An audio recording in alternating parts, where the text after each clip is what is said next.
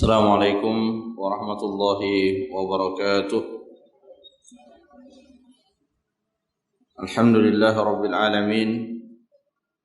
Wassalatu wassalamu ala asyrafil anbiya'i wal mursalin wa ala alihi wa ashabihi ajma'in. Asyhadu an la ilaha illallah wahdahu la syarika lah wa asyhadu anna Muhammadan abduhu wa rasuluh. Allahumma salli ala Muhammad wa ala alihi wa sahabatihi ومن سار على نهجه واهتدى بهديه واستنى بسنته إلى يوم القيامة أما بعد.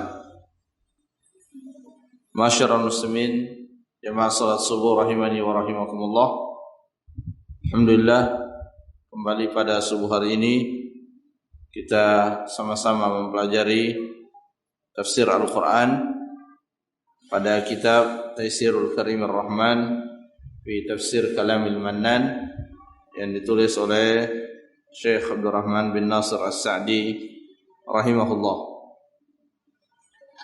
Pada pertemuan yang sebelumnya kita masih dalam penjelasan ayat-ayat yang terdapat di dalam Suratul Mulk, dan ayat yang terakhir yang kita jelaskan yaitu firman Allah Subhanahu wa taala, "Wa laqad zayyana as-samaa'a ad-dunya bimasabiha وَجَعَلْنَاهَا رُجُومًا لِلشَّيَاطِينِ وَأَعْتَدْنَا لَهُمْ عَذَابَ السَّعِيرِ. Pada ayat ini Allah Subhanahu wa taala menjelaskan hikmah dan tujuan diciptakannya bintang, di mana pada ayat ini Allah menyebutkan bahwa Allah menciptakan bintang sebagai zina, sebagai hiasan yang memperindah ciptaan Allah Subhanahu wa taala berupa langit.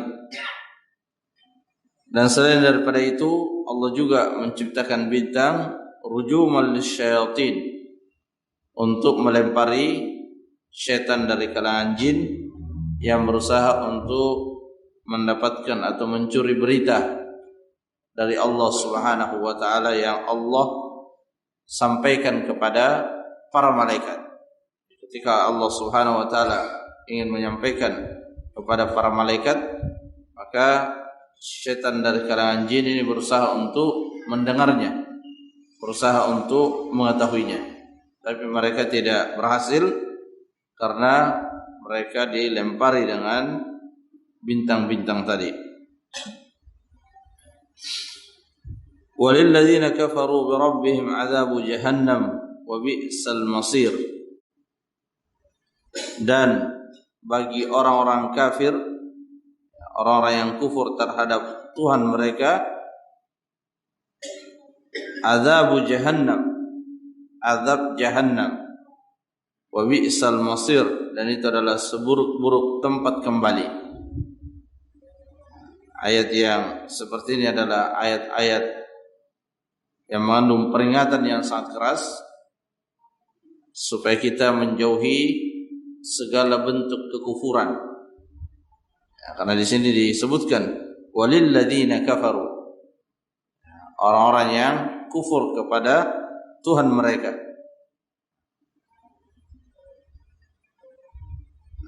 Sesuatu bisa dihindari kalau kita takut kepada hal tersebut.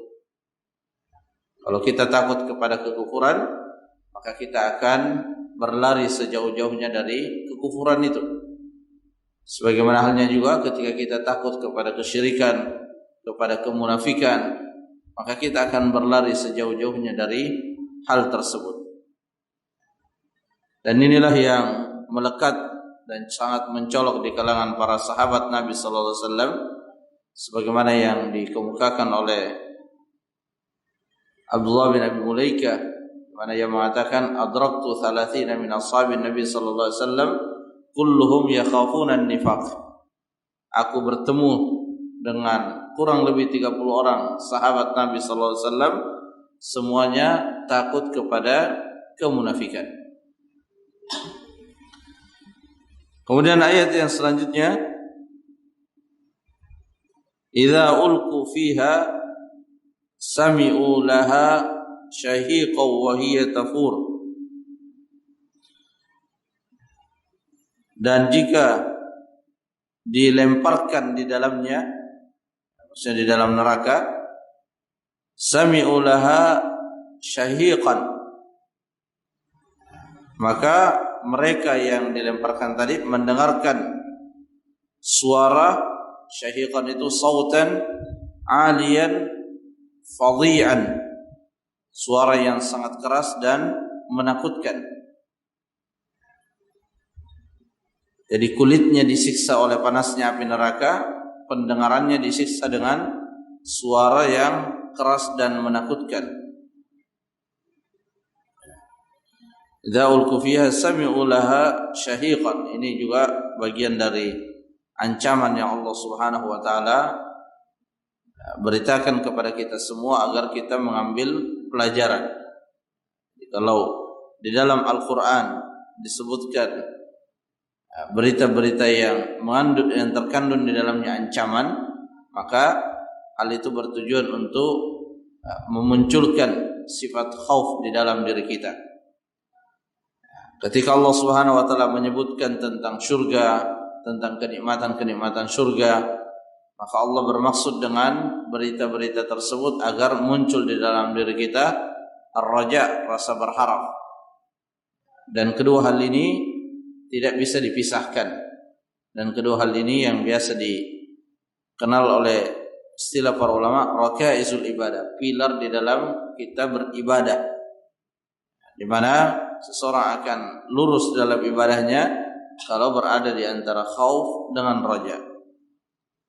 Kalau dia takut saja tanpa ada rasa harapnya, maka pada akhirnya dia akan putus asa.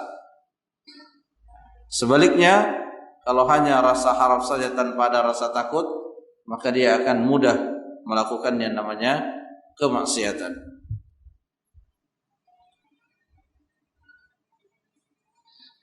Takadu tamayyazu minal ghaidh kullama ulqiya fiha faujun salahum khazanatuha alam ya'tikum nadhir. Jadi seperti yang kita baca di dalam kitab-kitab yang menjelaskan tentang surga dan neraka, di mana di dalamnya ada malaikat. Di dalam neraka itu ada malaikat yang menjaganya.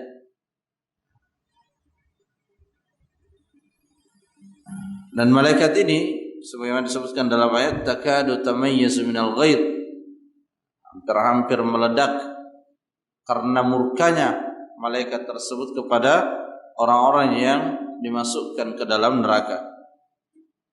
Dan malaikat bertanya kepada mereka, alam ya'tikum nadhir, tidakkah telah datang kepada kalian nadhir, pemberi peringatan? Dan yang dimaksud di sini adalah Rasulullah Muhammad sallallahu alaihi wasallam.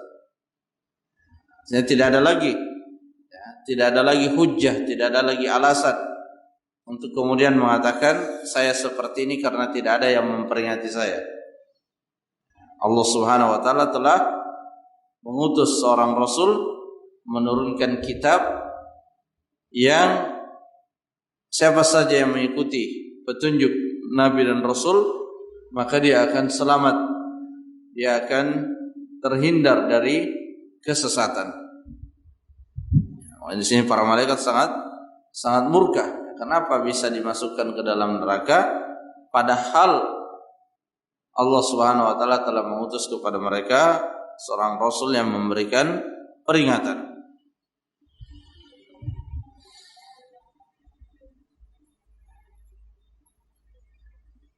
Qalu bala, ketika mereka ditanya oleh para malaikat, alam ya'tikum nadhir, bukankah telah datang kepada kalian pemberi peringatan? Qalu bala, mereka menjawab, tentu pemberi peringatan itu sudah sampai kepada kami. Kami sudah mendengarkan peringatannya.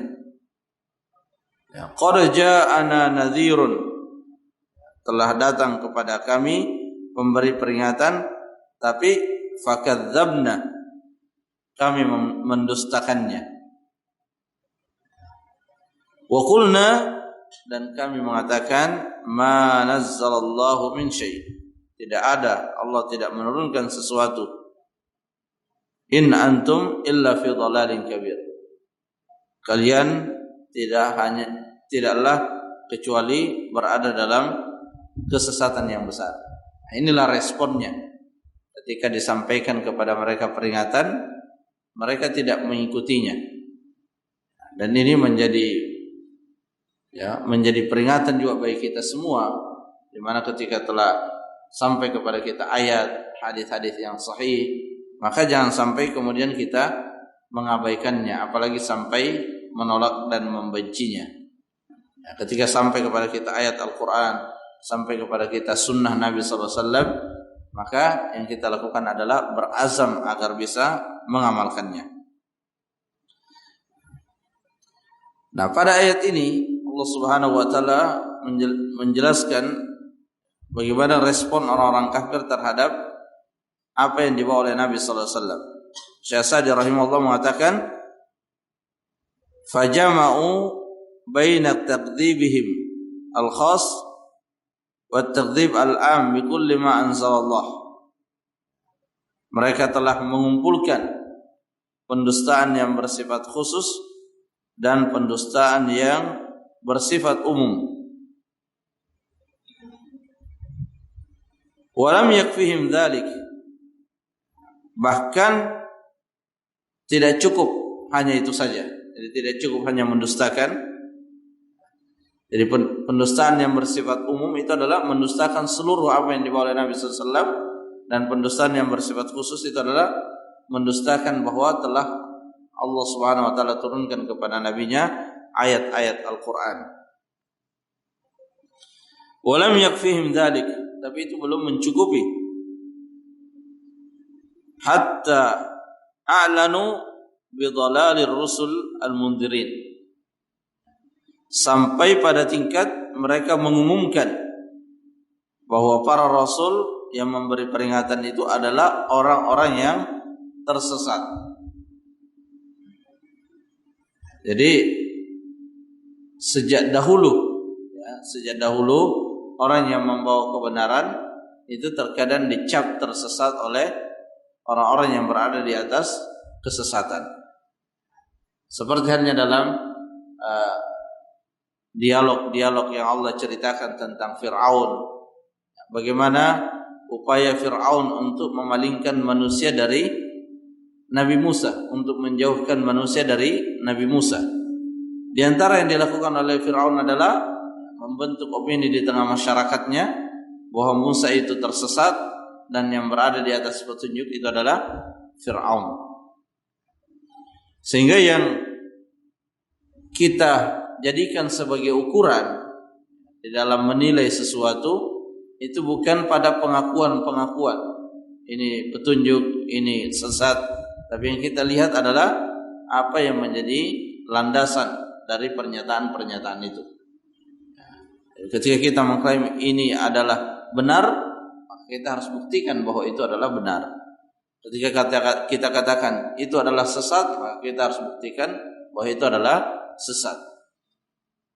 Dan bukti yang mu'tabar dalam menilai sesuatu terkait dengan perkara agama itu adalah ayat-ayat Al-Quran dan hadis-hadis Nabi sallallahu alaihi wasallam yang sahih.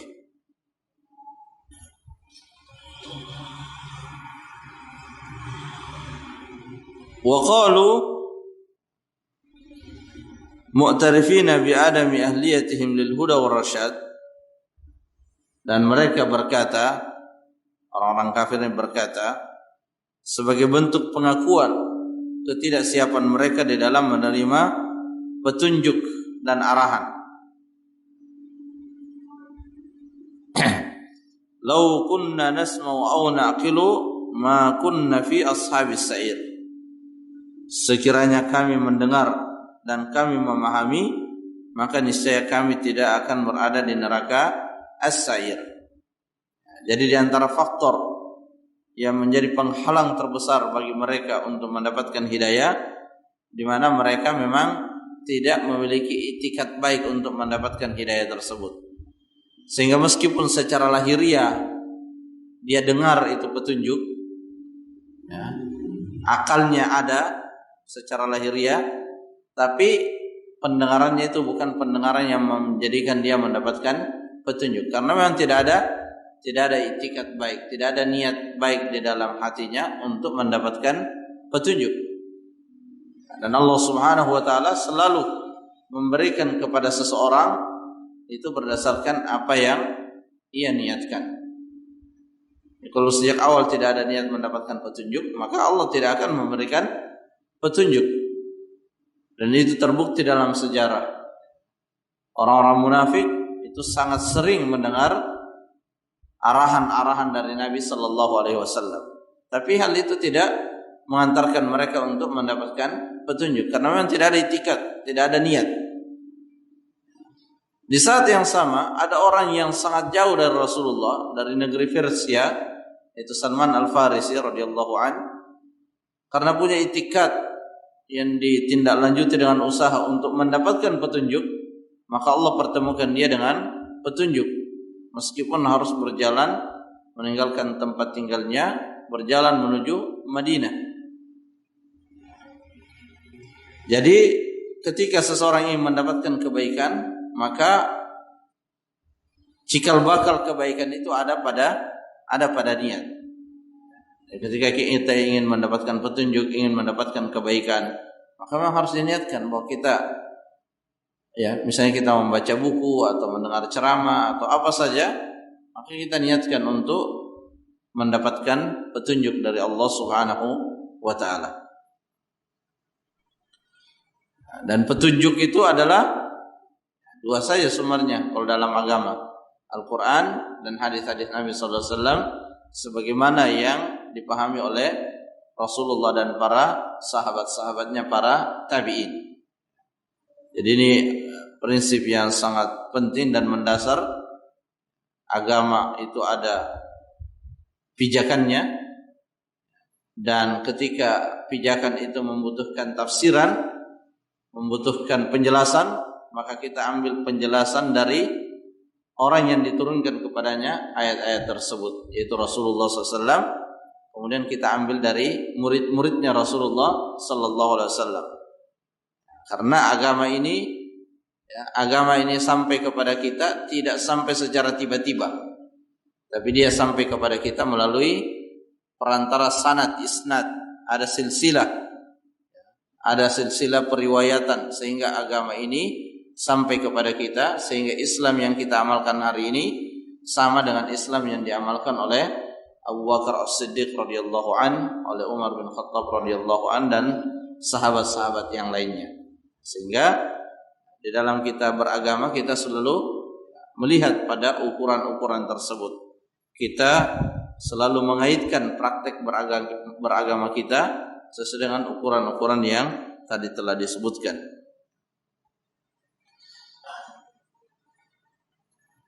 Jadi pada ayat ini, ketika orang-orang kafir mengatakan lau kunna nasma'u wa na'qilu ma kunna fi ashabis sa'ir, ya, mereka telah mengakui dan menafikan sebab untuk mendapatkan hidayah.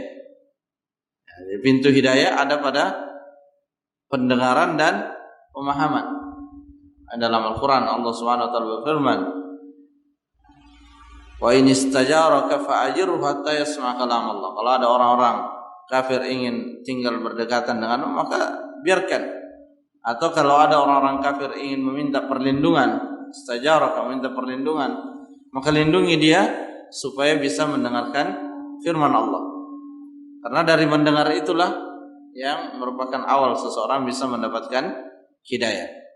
Tapi ya, jadi pendengaran, apa yang kita dengar itu akan tinggal, ya, akan menetap di hati seseorang. Kalau hatinya siap menerima apa yang dia dengar, maka dia akan dapat petunjuk. Tapi kalau hatinya tidak siap, dalam arti dia tidak punya niat untuk dapat petunjuk, maka dia dengar di telinga kanan, keluar di telinga kiri, tidak akan betah untuk menetap di dalam hatinya. Jamaah rahimakumullah, ini yang bisa disampaikan, semoga bermanfaat. Wallahu taala a'lam bissawab. Subhanakallahumma rabbana wa bihamdik, asyhadu an la ilaha illa anta, astaghfiruka wa atubu ilaik. Assalamualaikum warahmatullahi wabarakatuh.